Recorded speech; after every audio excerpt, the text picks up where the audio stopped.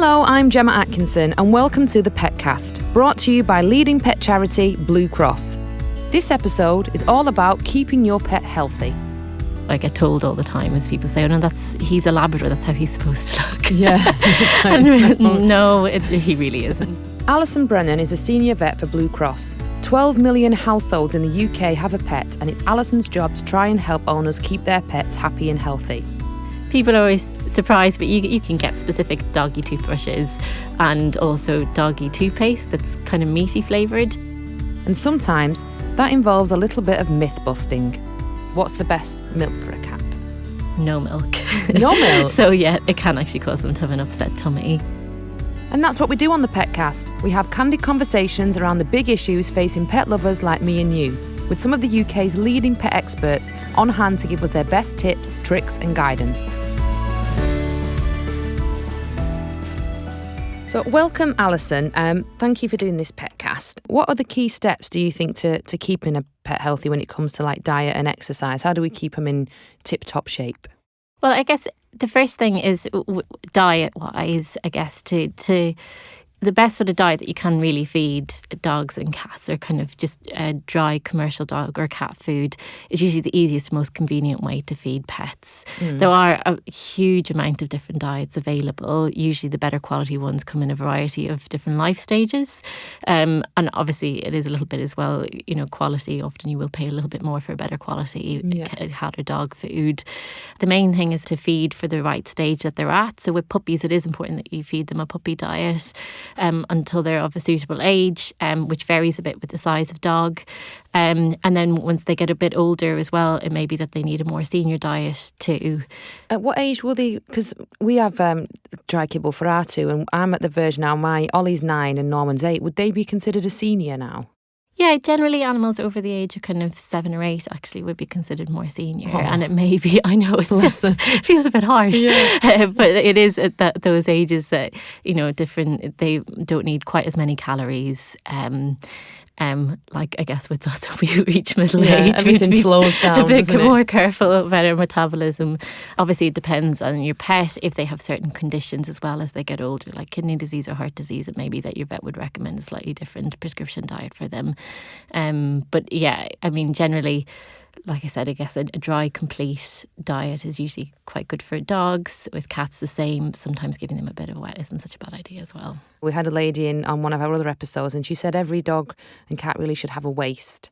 Now my Norman, he's curly, and I had him cut, and he's a little bit on the plump side. He's a curvy dog, our Norm. Yeah.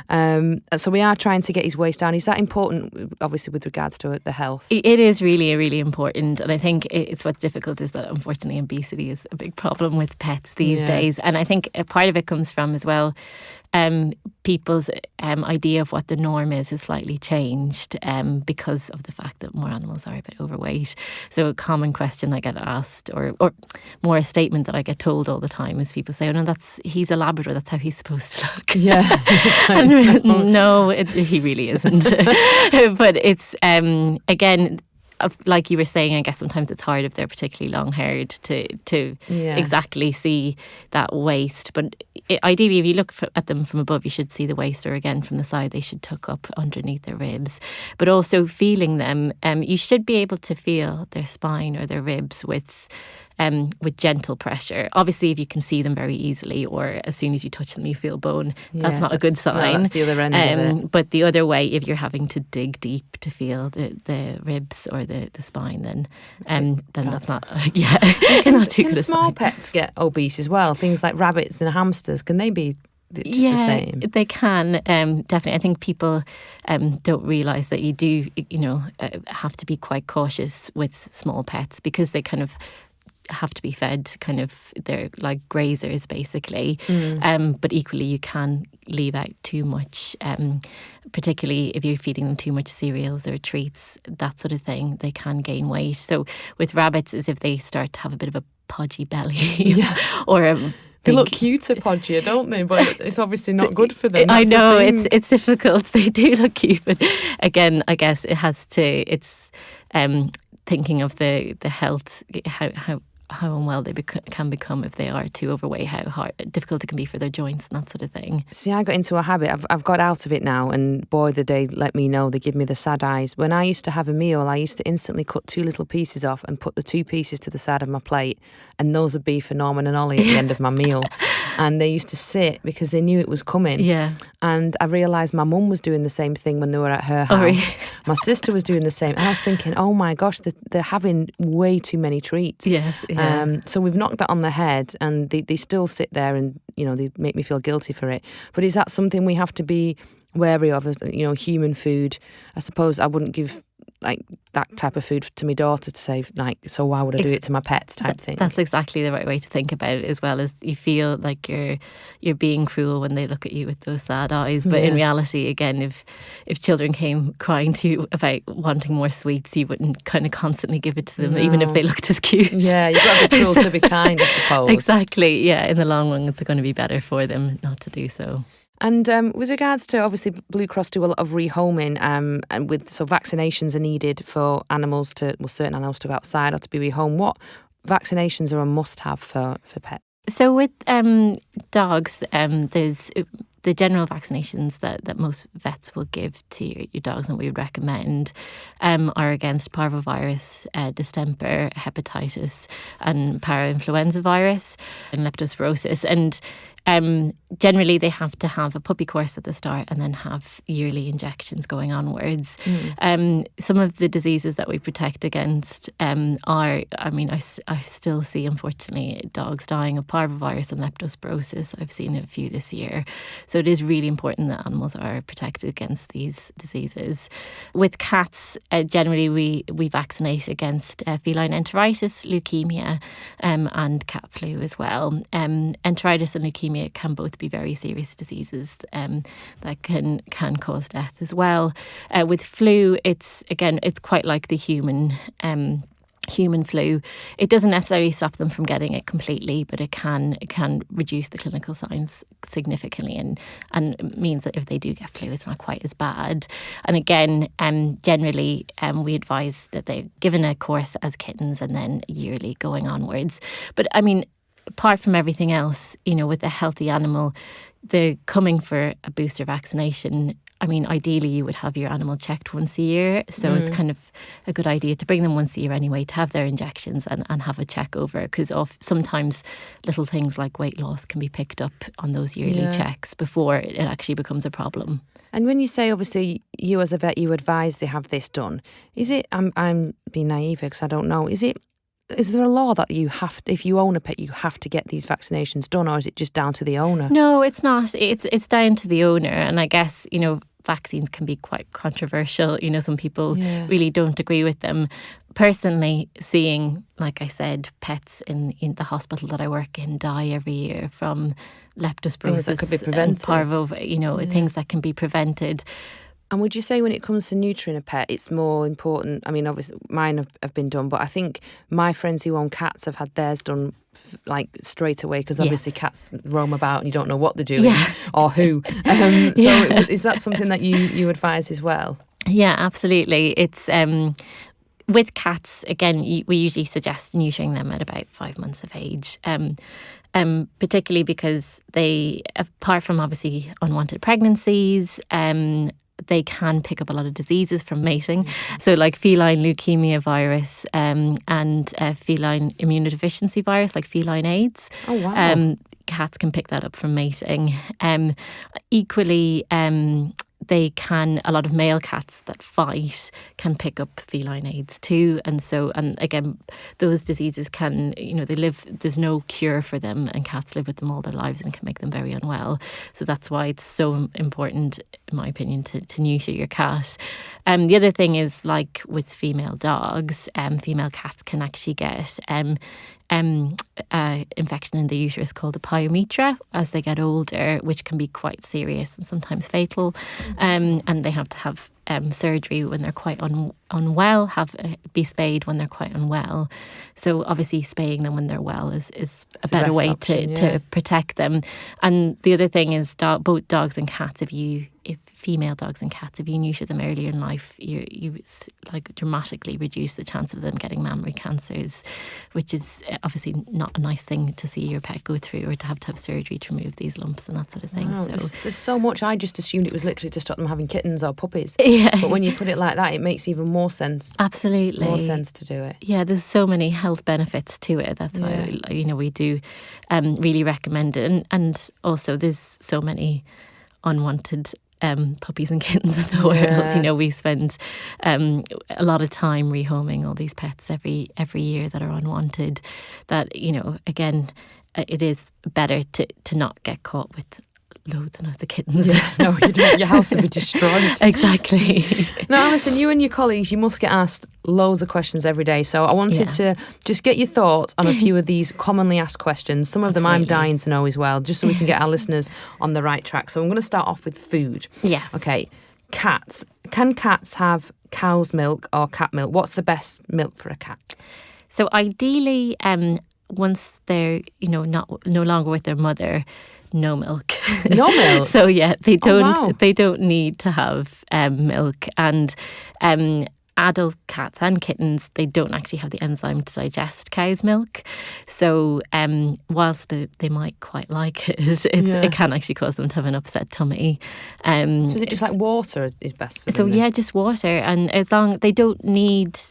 There's no nutrients in it that they wouldn't just get in their normal food. So you can get artificial kitten's milk, which will do no harm, but it's just an unnecessary expense. All they need is the water and the food, as long as they're getting a complete diet. That makes so much sense, because I don't have milk. I have almond milk or any alternative. Yeah. And I was reading that we're the only species that drink another species' milk. Yeah.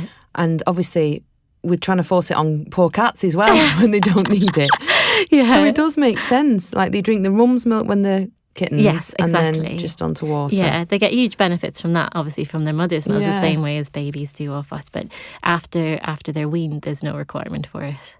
And we also think of, when we think of cats, again, I think it's from like Tom and Jerry and stuff, the cats eat fish. Is it okay to give them tin tuna and stuff? Is that all right? Yeah, I mean, again, it's as a treat, giving some fish, or, I mean, sometimes we might suggest it to people to feed, particularly cod, whitefish. It's a bit more gentle in the stomach if an animal's feeling unwell, just to try and greasy, tempt them. Isn't it? If it's just like, again, I guess a grilled cod or something like that, that's not too bad. That is just to try and encourage them to eat if they're feeling a bit unwell. In those situations, it's okay, or as a treat. But fish as a diet purely on its own for a cat doesn't provide enough nutrients, and it can actually cause heart problems if they're fed only fish alone. Again, with cats, they can actually weirdly become a little bit addicted to fish. And so if you just kind of give them fish-flavoured food, sometimes it can be very different to get them to eat anything else at all. Right. So usually, again, the best thing is to feed them a complete dry food, or, again, a complete wet food. Keep it to the one kind of flavour, because they can become... You can feed different flavours of the same... make of food, but the more variety you give, cats can become particularly picky, and then you end up spending a fortune on buying. The cats, little divas. Yeah, they really are. And if we go on to dogs, you sometimes see dogs with massive bone. At Christmas, normally they get a big bone. Is that frowned upon? Should I be doing that? Ideally, they shouldn't have any bones at all, unfortunately. I know people kind of... feel like they want to, again, probably comes from cartoons of dogs running around with these big bones, but chicken bones in particular can be a big problem, because they can fracture, and they can, when they eat them, and they can get lodged in different parts of their intestines. Oh, so it's dangerous. Exactly, it's really quite dangerous. And the same thing with to be honest, people come in and they say, I feed him lamb bones, but that's fine. It's just chicken bones that are a problem. All bones, unfortunately, can cause serious issues. I've removed a few bones from animals' intestines that have gotten lodged. Is it the same with sticks and things? Because obviously some dogs like to chew sticks, don't they? Could they...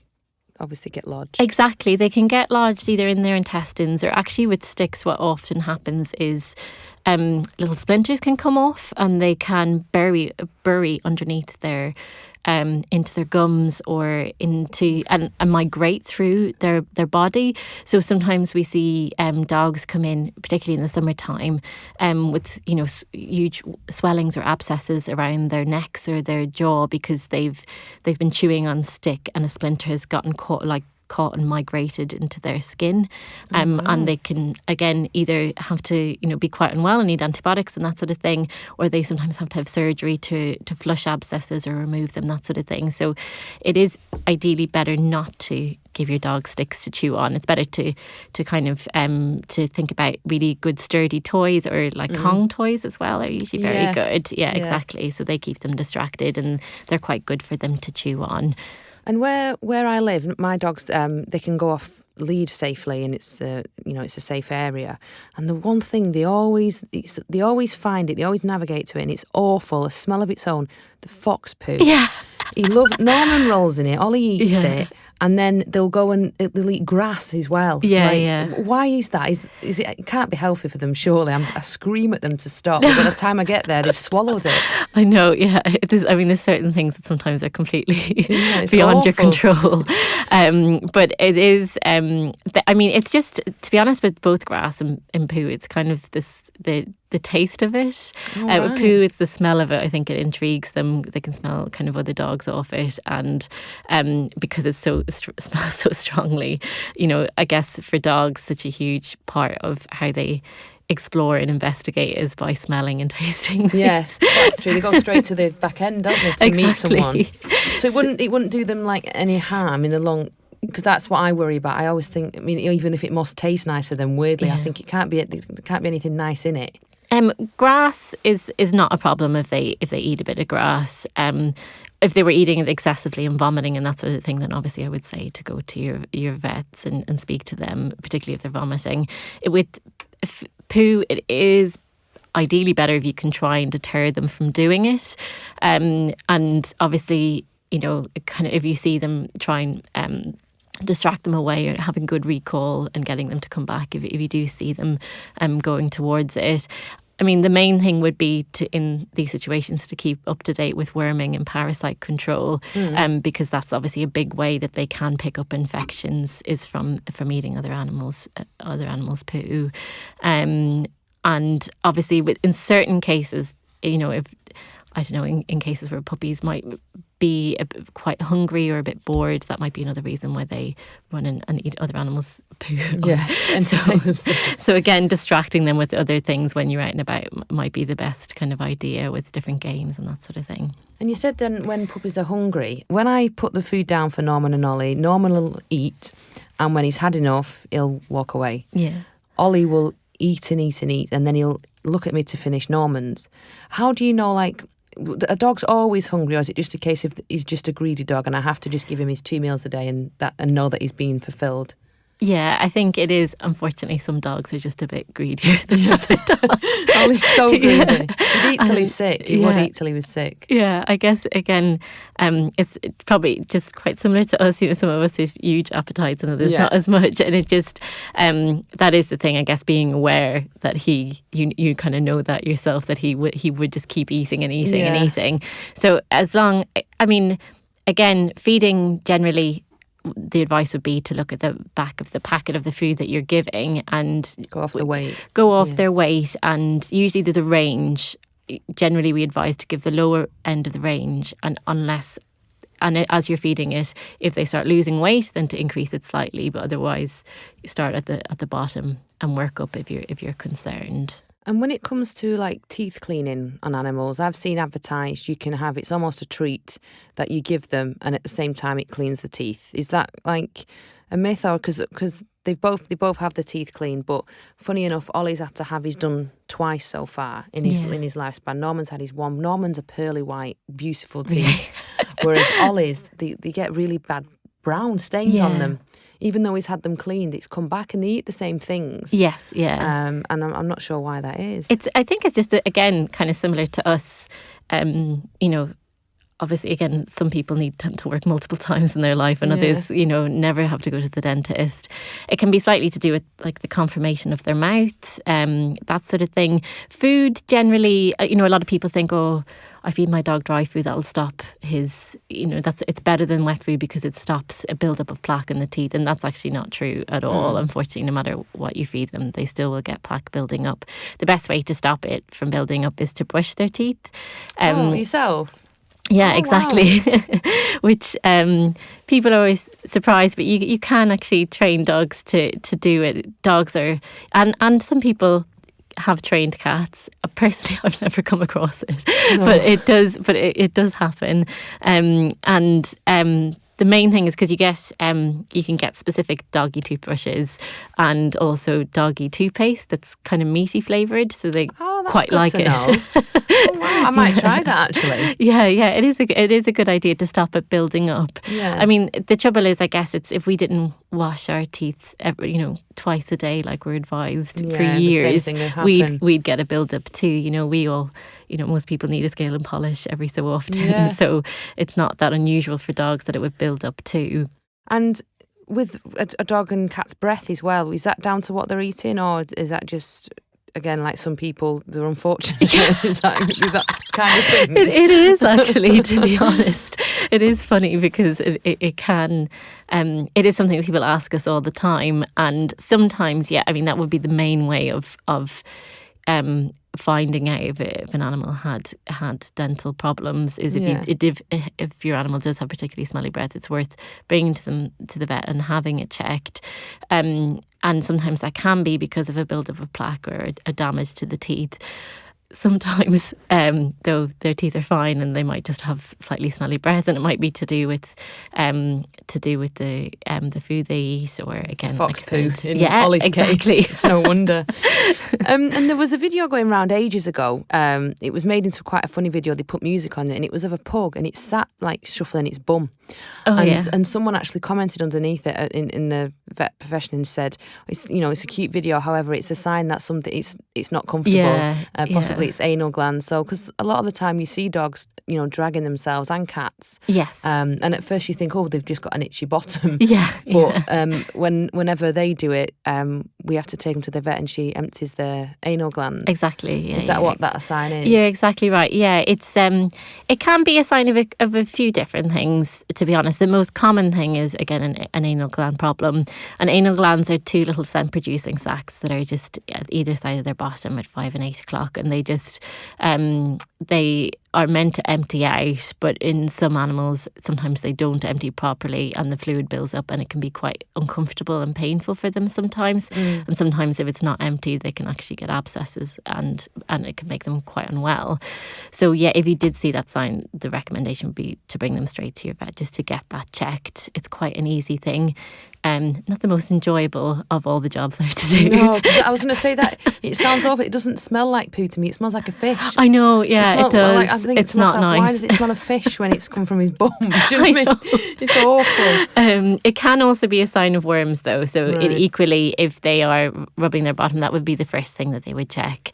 And it may be that your vet would recommend making sure that, or taking a wormer, or just checking that you're up to date with your worming. Definitely worth getting checked if you see that sign. And with animals, I personally, they don't lick my mouth. I'm against that. But Norman and Ollie do lick my face, and they lick my nose in the morning, and I love it. But I know a lot of people say to me, it's disgusting, you shouldn't let them do that. Is it bad for them, cats as well? Someone said to me, if a cat rubs its face on you or licks you, it's their way of showing affection. Is that true, or is it just they like the taste of you? Yeah, I think it's like they want to show you affection, definitely. I think it's probably a little bit of a personal thing. I guess you always have to be aware that, dogs lick their bums and eat other poo and that sort of thing. Yeah. Unfortunately, there is a high possibility that they could give you something. Well, I guess my recommendation would be that to keep up to date with their worming and their flea treatment, them healthy, because there are certain worms that people can get. It is rare that they would infect people, but they can. So it is always a good idea to make sure that they're up to date with their worming, and probably to, again, just make sure that you wash your hands afterwards. I'm totally using this as a free vet consultation. Apologies. Right. So we want to ask the question: if my cat lies around all day, I'm envisioning Garfield. Should they be worried? Is that a bad sign? Some cats will just be slightly lazier than others, but cats can get quite bored, and as a result, if they're lying around all day, they can become quite overweight. And again, while going back to what you were saying about them looking very cute, it can be a big problem, and it can lead to things like them having, again, sore joints. Having diabetes is very common in overweight cats, and they can have other problems like urinary health problems, that sort of thing. So it is important to try and stimulate your cat to do exercise if they are being a bit lazy. There's lots of different ways you can do this, obviously with different toys, ping pong balls.